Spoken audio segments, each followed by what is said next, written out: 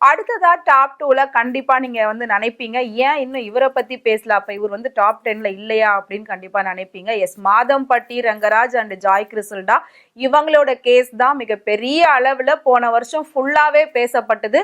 திடீர்னு ஜாய் கிறிசல்டா வந்து கல்யாண போட்டோஸை வெளியிட்டாங்க. அதுக்கப்புறம் பிரெக்னண்டா இருக்கிறதா சொன்னாங்க. அப்புறம் அவங்க 2 பேர் சேர்ந்து எடுத்துக்கிட்ட போட்டோஸ், வீடியோஸ் அது எல்லாத்தையும் லீக் பண்ணாங்க.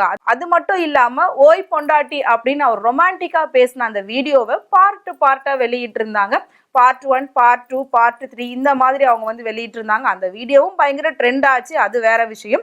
பட் இவங்க 2 பேருக்குள்ள நடந்த அந்த பிரச்சனைய பேசாதவங்களே இருக்க முடியாது. பேசாத மீடியா இல்ல, பேசாத பத்திரிகை இல்ல, பேசாத நியூஸ் இல்ல, பேசாத பொதுமக்கள் இல்ல. அந்த அளவுக்கு வந்து பேச வச்சுட்டாங்க. ஒரு பொண்ணை ஏமாத்தி எப்படி கல்யாணம் பண்றதுன்னு ஒரு சில தரப்பினர் ரங்கராஜை பார்த்து கேட்டாங்க. ஒரு பொண்ணுக்கு கொஞ்சம் கூடவா தெரியாது அவர் ஏற்கனவே கல்யாணம் ஆகி ஒரு குடும்பத்துல இருக்காரு, ஒரு மனைவி குழந்தைகளோட இருக்காரு.